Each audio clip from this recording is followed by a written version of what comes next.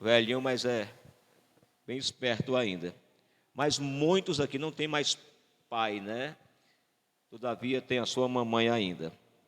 Nós vamos nesta noite, como diz o outro, vamos direto ao assunto, né? Que nós temos para falar para vocês. A maioria das famílias é desajustada. Mas Deus trabalha nelas, mesmo nas mais desestruturadas, como a de Jacó. O nosso Deus é um Deus que trabalha, é um Deus que molda, é um Deus que não cessa de se movimentar e de trabalhar. A vida em família, por si só, é uma disciplina espiritual, ok? E não apenas um cenário para devoções e práticas familiares. É uma fornalha de transformação. Foi o relacionamento de Jacó com seus pais, seu irmão Esaú, e com suas esposas e filhos, que serviu como ferramenta de formação espiritual. Um chamado ameaçador. Ter filhos é um chamado ameaçador, sim. É ameaçador tanto quanto do lado de dentro, quanto do lado de fora. Por dentro, é a erosão da confiança de que pessoas comuns possam criar filhos até a vida adulta, capacitá-los a deixar o lar e formar outra família. Por fora, é a profissionalização da paternidade e da maternidade por meio da especialização e da tecnologia, que espera que creches, escolas ou conselheiros treinados façam o trabalho que outrora era feito em casa. Inadvertidamente, muitas pessoas aguardam com medo os próximos 10 anos dos filhos. Quem concordam comigo diz amém. Sem conseguir dedicar-lhes tempo em quantidade.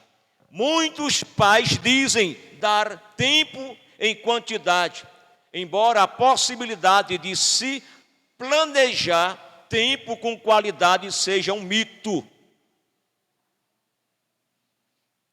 O kairos, palavra grega para tempo oportuno, em contraste com cronos, ou hora do relógio, que é administrável, é concedido e não organizado. Olhando biblicamente para a paternidade e a maternidade, encontramos 6 dimensões. Então, gente, cada família aqui presente, eu acredito que tem um pouco da família de Jacó. Mas por mais desajustada que seja a família, Deus trabalha, Deus organiza o que está fora de organização. Deus põe em ordem o que está fora de ordem. Deus opera onde precisa ser operado. Deus trabalha onde precisa ser trabalhado. Foi assim na família de Jacó e é assim em muitas famílias. Então, cada lar aqui tem uma cultura diferente. Os nossos filhos não são iguais. Podem até se parecer um com o outro, todavia, eles não são iguais. Se você tiver 5 filhos, todos eles são diferentes. Quando nós olhamos a história de Jacó, da família de Jacó, a gente percebe esta realidade. Esaú amava a caça, amava caçar. Já o Jacó amava estar na sua casa. Por mais que fossem irmãos, eram diferentes, tinham gosto diferente, tinham comportamento diferente. E nesta noite, o Senhor nos impulsiona para a gente atentar para esta primeira verdade acerca da dimensão da paternidade e da maternidade. Primeiro, ser pai e ser mãe é vocacional. Repete comigo esta frase. 1, 2, 3. Quem é pai e quem é mãe, levanta a mão aqui. Vocês foram vocacionados para a glória de Deus, chamados para viver esta paternidade e esta maternidade para a glória de Deus Pai. Trata-se de um chamado de Deus, uma vocação santa, que nos envolve no serviço aos propósitos de Deus e na formação da raça humana. Tem o mesmo valor de, em muitos casos, está ligado a chamados como de uma pessoa de negócios ou até mesmo um médico. Já pensou? Um pastor ou até mesmo um artista. Um chamado, meus irmãos, maravilhoso. Ser pai e ser mãe é um chamado, é uma vocação. Assim como o médico, o pastor, o homem de negócio, a mulher de negócio. Deus vai a cada dia nos orientando e nos capacitando a criar os nossos filhos. Eu e a minha esposa, nós casamos muito jovens ainda. 3 anos de casados, nós já tínhamos 3 filhos. Sim, 3 anos. No primeiro casamento veio o primeiro filho. No segundo casamento, o segundo filho, a segunda filha. Aliás, o terceiro ano, o segundo ano, o segundo filho. O terceiro ano, terceiro filho. 3 filhos. 3 anos de casado, 3 filhos. Diz amém? Tem gente que se programa 10 anos para ter um filho, né? Tem gente que fica se programando, tá certo, não está errado não. Só que nossa programação não foi assim não. E da minha esposa, a gente resolveu logo ter os 3 filhos. E é uma bênção. Talita, Lídia e Elias. E para quem não sabe, quando eu casei desempregado. Casei desempregado. Tem gente que se emprega para poder casar. E eu desempreguei para poder casar. Casei desempregado, no outro dia eu comecei a trabalhar. Glória a Jesus. Bendito seja o Senhor para sempre. Deixa lá, volta lá. Então, gente, todos nós deveríamos agradecer a Deus por esta vocação e por este chamado. Ser pai e ser mãe é uma vocação, é um chamado. Assim como ser médico, ser um pastor, ser um homem de negócios, a gente recebeu de Deus esta bênção da paternidade. E vocês, mães, receberam a bênção da maternidade. Principalmente as mães. Porque na antiguidade, ser uma pessoa estéril era uma vergonha, era uma humilhação, era um opróbrio. Quando Deus efetuava o milagre da concepção, a mulher estéril, quando concebia, dava à luz o filho, dizia: Deus tirou de mim a minha vergonha, Deus tirou de mim o meu opróbrio, Deus tirou de mim a minha humilhação. E até hoje é assim. Mulheres que não conseguem ter filhos, elas se sentem tristes, amarguradas, e umas até adotam porque é tão humilhante não ter um filho na sua casa. E você, mamãe, e você, papai, não tem somente um filho nem 2, tem 3. Então agradeça a Deus por isso.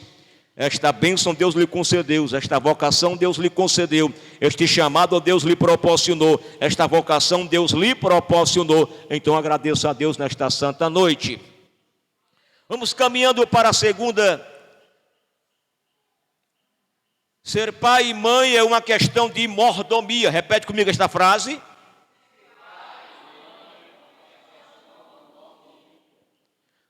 Os filhos são confiados aos pais por Deus. Eles são mordomos. Como Eva disse, com auxílio do Senhor tive um filho homem. Gênesis capítulo 4, versículo 1. Os pais não possuem seus filhos. Que coisa. Vamos avante.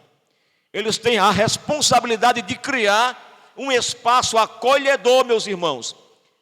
onde os filhos possam ser livres para ser eles mesmos.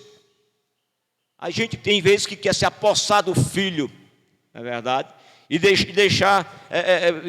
E não permite o menino andar, o menino sair. O menino precisa se deslocar geograficamente, ele precisa aprender a andar com seus próprios pés. Ele precisa realmente crescer na experiência, na maturidade e estatura. A águia, quando os seus filhotes estão já no ponto de voar e às vezes ficam acomodados no seu ninho, o que a águia faz? Ela pega aquelas penas que estão forrando o ninho, ela tira as penas do ninho para que os filhotes da águia, eles se sintam incomodados e assim eles venham a sair do conforto e aprender a viver de uma forma que a águia, ela faz isso. E o pai e a mãe precisam ter aprender a lição com a águia. Amém, gente? Tem filho que quer viver a vida inteira, irmão. Quer ficar adulto e casa e ainda quer morar com os pais. Está na hora da mamãe águia pegar, tirar as penas do ninho. Ô glória! Deixar os espinhos para incomodar o filhote. Porque está aqui, eles têm a responsabilidade de criar um espaço acolhedor, onde possam ser livres para ser eles mesmos.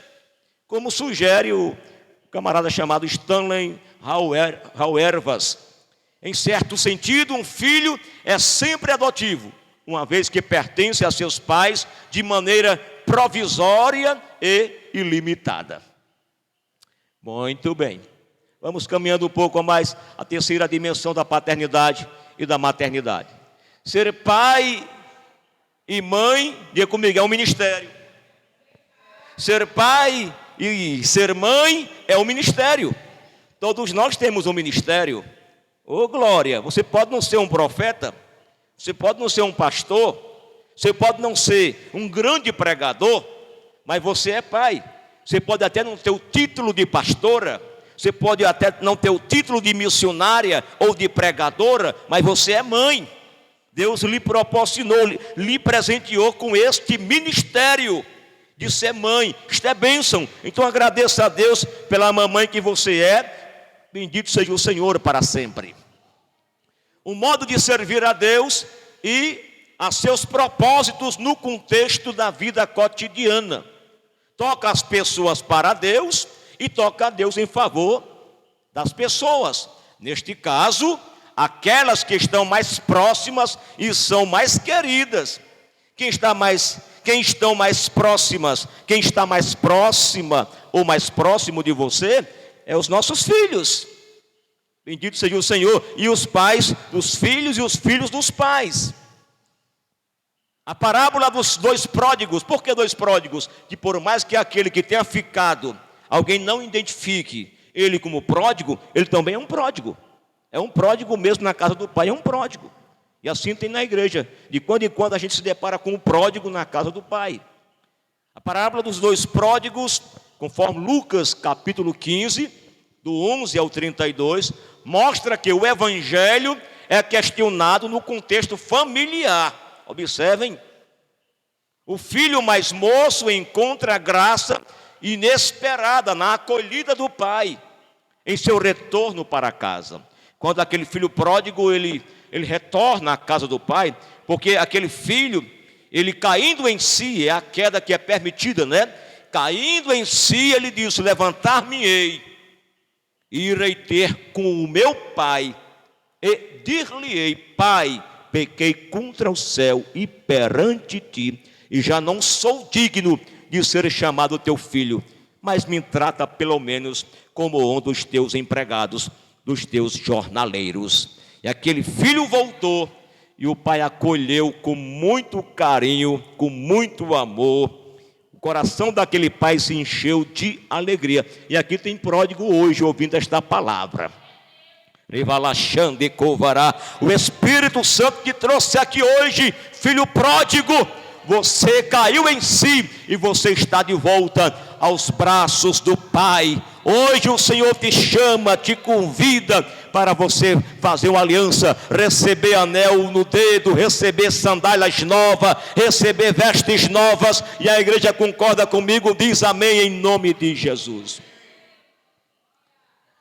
Oh glória, o filho mais moço encontra a graça inesperada na acolhida do pai, em seu retorno para casa.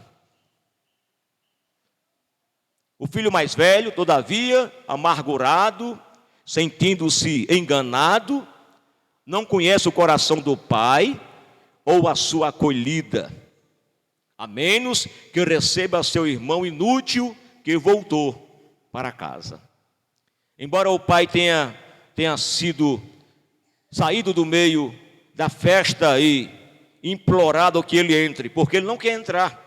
Ele escuta os instrumentos, as músicas sendo tocadas, e ele não quer entrar no ambiente, porque a festa estava acontecendo, porque o filho voltou. O filho que estava morto, ele reviveu. O filho que era perdido, foi achado, foi encontrado. Agora vamos matar o cervado. Mariberto, vamos matar o bezerro, vamos matar o cervado. Oh glória, rei calabaçorianda.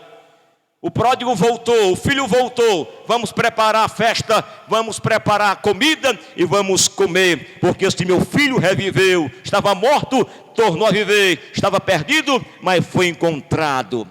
O outro, ouvindo toda esta alegria, esta festividade, não queria nem entrar na casa. Oh glória. E o pai implora ao filho amargurado, para que ele entre. Bendito seja o Senhor para sempre. Vamos prosseguir avante. Glória a Deus. A vida em família, meus irmãos, é permeada por recados sutis de Deus e de sua graça. Do mesmo modo, as instruções de Paulo aos pais e filhos, Efésios capítulo 6, versículo 14. Olhem para cá. A nossa Bíblia Sagrada, o que é Bíblia? É um conjunto de livros do Antigo e do Novo Testamento, composto de 66 livros, o Antigo Testamento 39. E aí nós vemos que a palavra de Deus, meus irmãos, ela é orientada, dirigida aos pais, aos filhos, principalmente pegando o capítulo 5 de Efésios. Paulo mostra os deveres paternais, os deveres maternais, os deveres filial do filho. Toda a palavra de Deus tem ensinamento para o pai, para o filho, para a mãe, para a nora, para a sogra, para o velho, para o novo, para a criança. É uma profundidade, um oceano de instrução para nós e de lições eternas que não passam, que permanecem para a glória de Deus. Quando a gente lê a palavra de Deus, a gente tem que se encontrar nas Escrituras Sagradas e tem que conhecer a sua posição nesta santa palavra para a glória de Deus. Sugere que não apenas filhos sejam criados na disciplina. Não é somente o filho que deve ser disciplinado, orientado na disciplina, instruído na palavra. O pai também, ele tem os seus deveres. A mãe também tem os seus deveres. Aqui ninguém escapa, pai, filhos e pais, mãe e filhas. Todos nós precisamos entender que a palavra de Deus, ela nos adverte que a gente precisa andar na disciplina e na admoestação do Senhor. Todos nós que somos pais. Vamos prosseguir mais avante, por favor. Eles igualmente precisam conhecer o amor incondicional, a correção e a confirmação do Senhor. O amor de Deus é incondicional porque não temos como, sabe, irmãos, fazer nada que Ele possa nos amar mais ou nos amar menos. Deus te ama como você é. Deus te ama como você é. Deus te ama como você é. Deus nos ama como nós somos. É o amor incondicional. Deus não te ama porque você dá o dízimo. Deus não me ama porque eu vim à igreja. Deus não me ama porque a gente oferta. Deus não nos ama porque a gente diz glória e aleluia. Não, seu amor é incondicional, é independente de tudo isso aqui, meus irmãos. Quem já foi alcançado pelo amor de Deus, levanta a sua mão e glorifica o nome do Senhor. Bendito seja o Senhor para sempre. Vamos prosseguir, meus irmãos, avante. A quarta dimensão da paternidade e da maternidade. Ser pai e mãe é também uma função sacerdotal. Diga comigo esta frase. 1, 2, 3.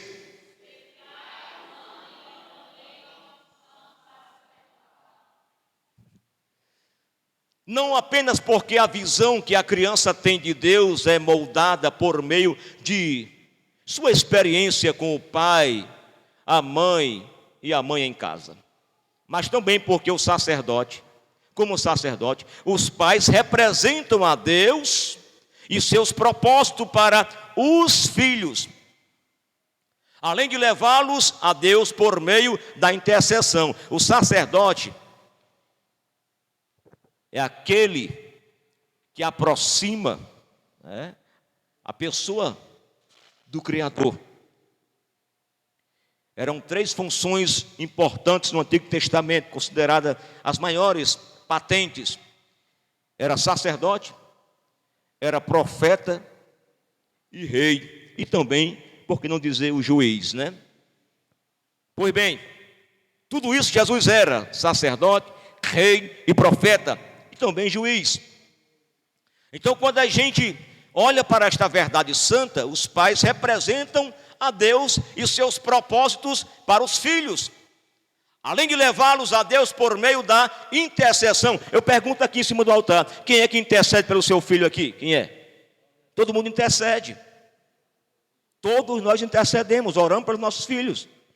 Então você está exercendo a função de sacerdote. Você está intercedendo a Deus, rogando a Deus pelos seus filhos. Então vamos lá, mais avante. Na verdade, os pais possuem um sacerdócio mútuo com seus filhos. É mais ou menos assim: os filhos intercedem pelos pais e vice-versa, criando no lar um sacerdócio de todos os crentes.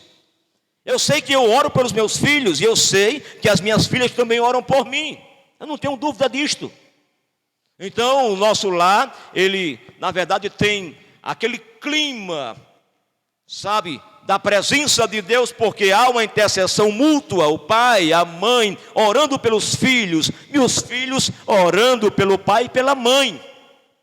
O meu pai mora no interior, minha mãe também. Todos os dias eu oro pelo meu pai, minha mãe, e a minha mãe, eu tenho certeza que ela ora por mim também todo dia. Então, o meu interior com a capital é intercambiado pela oração filial e pela oração maternal. Levanta a sua mão porque tem alguém orando por você. Oh, glória! A gente ora pelos filhos e os filhos oram por nós para a glória de Deus. Vamos prosseguir mais avante. A quinta dimensão da paternidade e da maternidade: ser pai e mãe é instrutivo. Sabe por quê? Porque trata-se essencialmente de um processo de imitação, que pode ser notado claramente na família de Abraão, Isaque e Jacó, sobre o processo de formação das pessoas nos relacionamentos.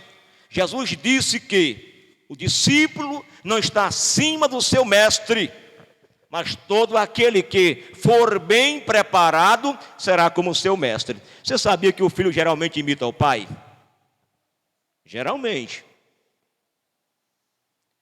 Agora não significa dizer que o pai agora é um mecânico, o filho também é obrigado a seguir a mesma carreira ou a mesma função de mecânico. Porque o pai é um médico, agora o filho tem que ser médico, vai seguir a mesma carreira. Mas muitas coisas na nossa casa, os nossos filhos imitam. O meu pai ia trabalhar no interior, na roça, e eu queria fazer a mesma coisa que ele fazia, levantando aquelas cercas para os animais não comer a plantação, a lavoura. Eu queria fazer a mesma coisa. Eu vi os meus pais tocando fogo naqueles matos no interior, naqueles capins secos. Eu queria fazer a mesma coisa. Eu queria imitar ele. Eu queria copiar, eu queria fazer o que ele fazia. Então, se você é uma pessoa que tem a sua vida piedosa, uma vida de oração, uma vida de busca ao Senhor, geralmente os filhos vão copiar do mesmo jeito. Se você é uma pessoa que na sua casa glorifica, louva a Deus, os filhos vão aprender, vão imitar. Agora, se você na sua casa é uma pessoa que chama palavrão, é uma pessoa que tem a língua solta, os filhos vão no mesmo caminho, vão imitar do mesmo jeito. Amém ou não amém? Amém foi exprimido, mas é assim mesmo. É verdade mesmo. O mesmo processo de imitação entre Jesus e os discípulos se dá também